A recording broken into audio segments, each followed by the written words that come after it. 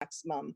So it's really important that we pause at this time and look and see what dangerous obstacles are out there, what dangerous toys are out there for our children this year. So thank you for your participation. Our first speaker this morning is a champion on children's safety and consumer advocacy, and it's our warm pleasure to welcome our representative from Congressional District 13, U.S. Congresswoman Kathy Castor. Representative, take it away. Well, thanks, Susan, and thanks to everyone at the Florida Consumer Action Network and Bill Newton, my good friend. It's great to be with you this morning. I want families to have a healthy and safe holiday season, and that's why every year we come together to highlight the U.S. Public Interest Research Group's Trouble in Toyland report. This is their 35th year. So Grace, Brownback, and everyone at PIRG, thank you very much for compiling this very important research for families. We need to get the word out to them now. In Congress, I serve on the Consumer Safety, the Consumer Protection Subcommittee, and I am well aware that across this country, every year we have about 250,000 kids that end up in our emergency rooms due to dangerous toys. So let's all pay attention to this. And I also want to thank Michelle Sterling at St. Joseph's Children's Hospital. She also is a very important voice for us. So I'm looking forward to hearing you, Michelle, as well. But Susan's right. Parents are juggling a lot in the midst of this pandemic. Many are working at home and have kids at home. It's really difficult to keep your eyes on what they're doing at all times, whether they're virtual learning or they're playing with siblings. So we want to give parents and caregivers the tools they need to keep their kids safe. Parents really need to be discerning holiday shoppers. We know that the Consumer Product Safety Commission provides some tools for parents, but it's going to take a lot of personal responsibility for folks to understand what is truly dangerous out there, the magnets, the choking hazards, and something I've been particularly focused on, online consumer safety, particularly for kids. There are a lot of apps and video games out there that are dangerous in a couple of ways. One, if they are being charged to your credit card, you better watch out. The kids can run up very high totals on your credit card if you're not being careful. Plus, a lot of these online platforms are collecting your children's personal data. There are very significant privacy issues involved, and that's why this year I filed a couple of bills to protect children online. Usually these companies under the Children's Online Protection Act, they're not allowed to collect personal private data, but they get around this, sometimes do it illegally, and they ask for consent, and oftentimes that's easy to do at just the click of a button. So in addition to the Trouble in Toyland report, I want parents to be vigilant on what's happening online, especially at this time. I'm looking forward to turning the page on the administration, really, because the Trump administration, their Consumer Product Safety Commission has relied on too many voluntary recalls, It is officially here, the first autonomous vehicle in St. Petersburg and Pinellas County. Meet Ava. She's ready to take you up and down the downtown area. We are officially introducing somebody's or Pinellas County to a brand. Okay, good. Okay, thanks. So be careful online when children, be careful with these dangerous toys. We're going to turn the page on the Trump administration's lax enforcement of consumer product safety laws, and hopefully the Biden administration will take a tougher line on dangerous toy manufacturers and online privacy protections. So at this time, Susan, I'll throw it back to you and thank all of our fantastic speakers for being with us today and U.S. PIRG's Great Trouble in Toyland annual report. Thank you, Representative. And now we will hear from Grace, with US PERG.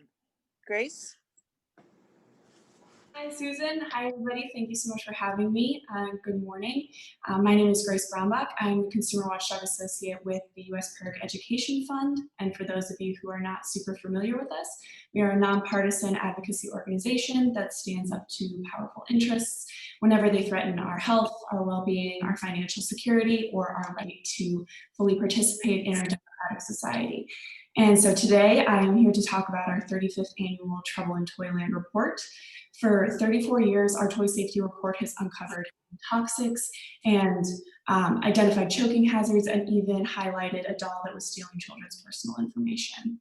Our continued advocacy work, along with incredible work from public health experts, other consumer advocates, elected officials, and the Consumer Product Safety Commission, have truly led to stronger standards and safer toys over the years.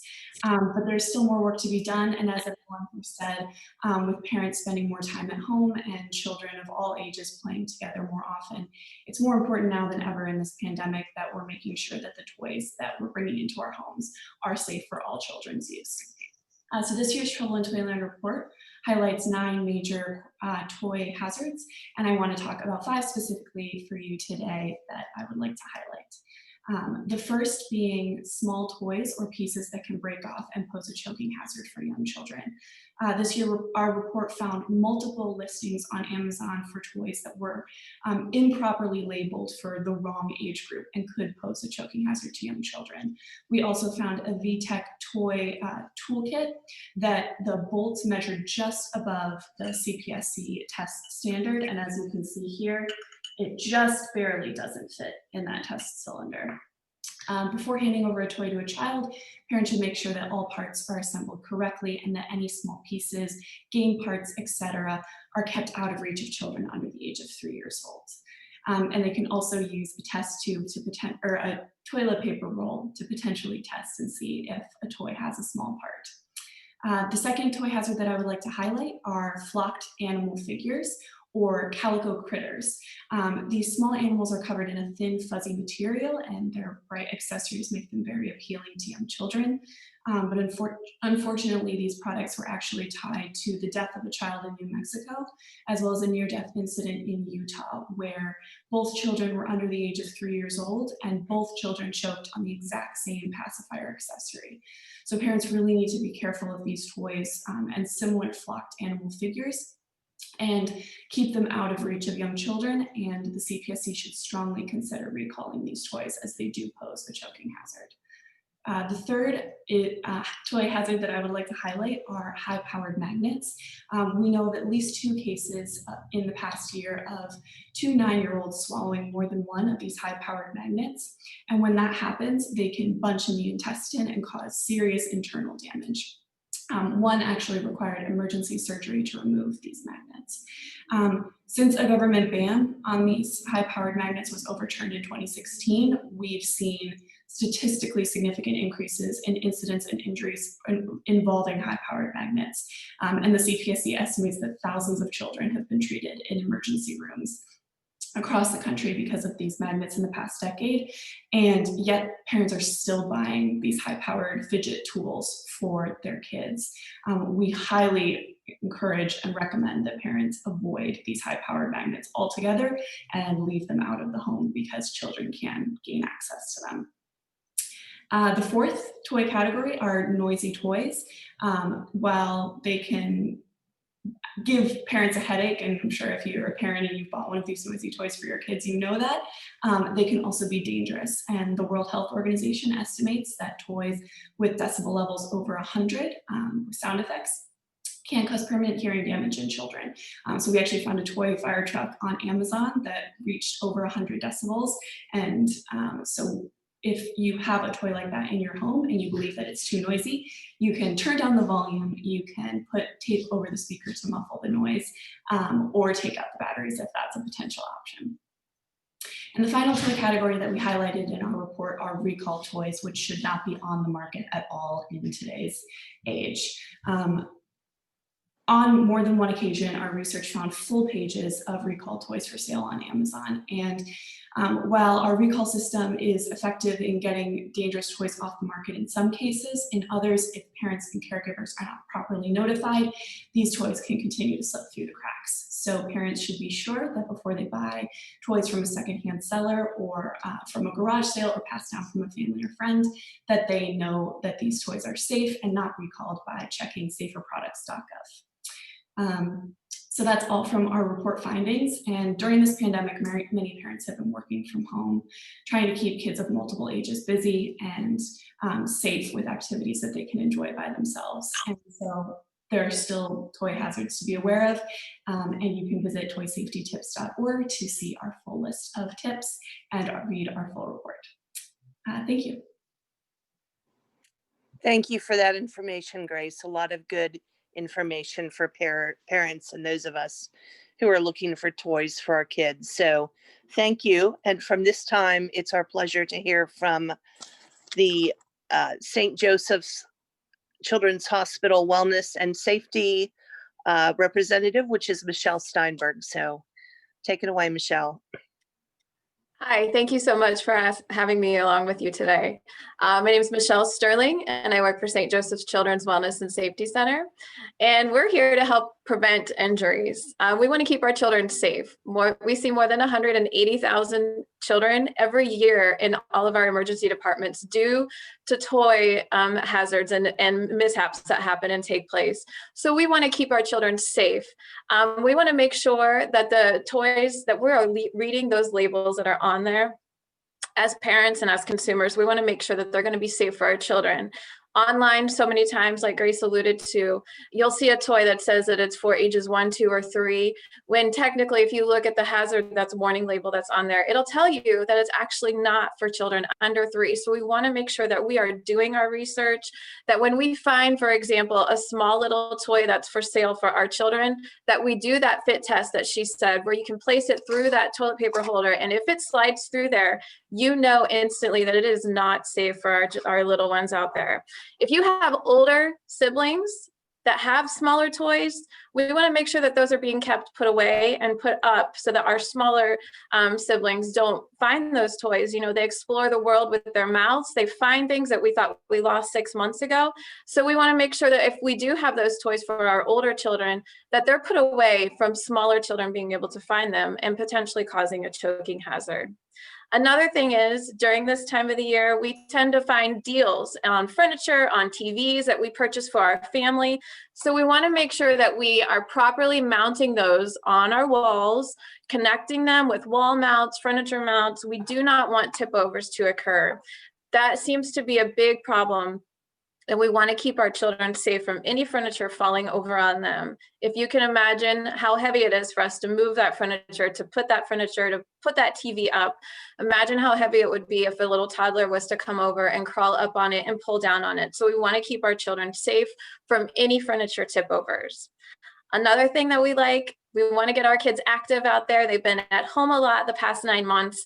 Get them out of those screens. So if you do go to purchase some type of wheeled sport, so say it's a bicycle, a scooter, rollerblades, something that you get them for Christmas, make sure that you're adding that helmet to your list. We want to keep their brains safe while they're out there. You know, if they fall and hit their heads on the pavement, we can't actually see what has happened on the inside like we can see a broken bone. So we want to keep our children's heads safe while they're out there.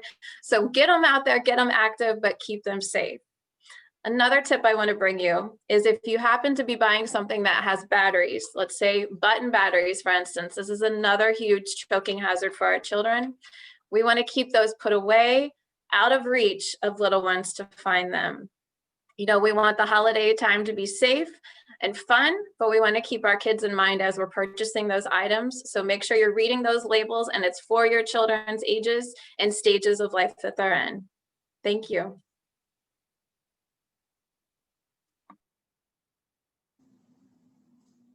Here, Susan, unmute.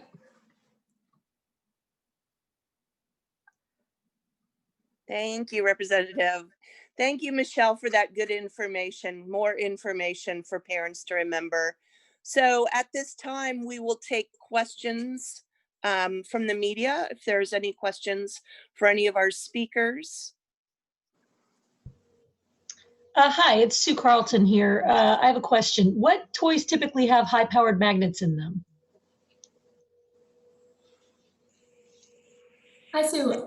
So these high-powered magnets can actually come in their own sets. So it can come in sets of over 100 or sometimes 50. And it's actually just the small magnet, and they bunch together. Parents or adults can use them as like fidget tools, but they're incredibly difficult to pull apart. And so when one or more is swallowed, that's when the situation is really can become dangerous for young children. They can a lot of times be colorful and even look like little candies, which is really where the danger comes in. And okay, so they're a toy in and of themselves. I got it. Okay. I'll jump in and also add that desk accessories for adults have a higher power magnet than toys for children. So you want to make sure if you are purchasing a child for a toy that does happen to have a magnet in it, that power of that magnet is not as high as the power for something that an adult would use. So keep those out of reach of children as well. Thanks. Representative Robbie from WFSU would like to know what legislation you're thinking about around this. Well, thanks. There are a number of things. One, funding appropriately the Consumer Product Safety Commission. Hopefully the President-elect Biden will appoint some consumer advocates to the commission. We need to do that because what I've seen over the past year is when we've had dangerous jogging strollers or dangerous ATVs that have rollover potential, the Consumer Product Safety Commission has not been as aggressive as they should protecting families and consumers, again, relying on a lot of voluntary recalls when they know they can save lives if they were a little more aggressive.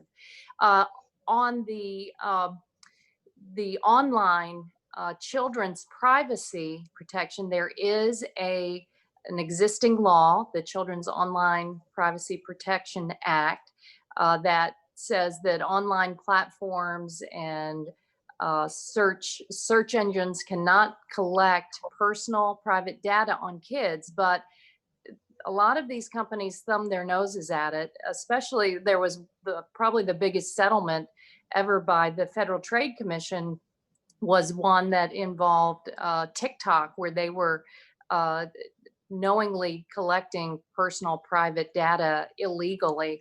So I've proposed some ways to strengthen the law. That would be to stop online platforms from collecting the data, raising the age, making sure that they can't manipulate children with scrolling, and just stop a lot of there's also a push in Congress to require these online platforms to take some liability. We would take the liability protection away from them, and that would probably have the effect of ending a lot of the illegal online harmful content that we see on the internet today. Those are just a few. Thank you. Other questions?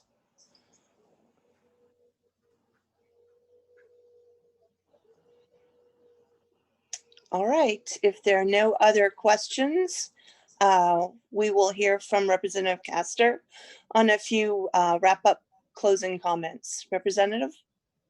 Well, I want to thank everyone for joining us on this call today, because parents and caregivers, they need these tools today to understand the basics, just the basic of the toilet paper tube and choking hazards, the information on magnets, on noisy toys.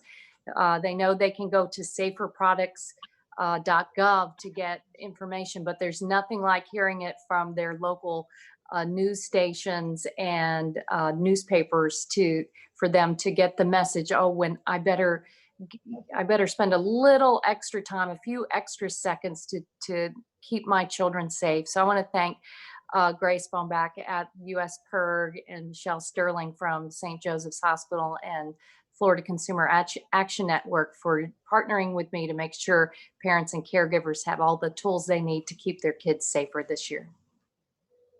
Awesome, thank you. And along with everyone who participated today, we do add our thanks along with our advocate and our consumer leader, Representative Kathy Castor. Please take a moment to review the report, which is available at fcan.org. This is very critical for our children. So thank you all for your participation today, and please have the happiest of holidays. Thanks, everyone. Take care. Thank you. Thank you. Thank you.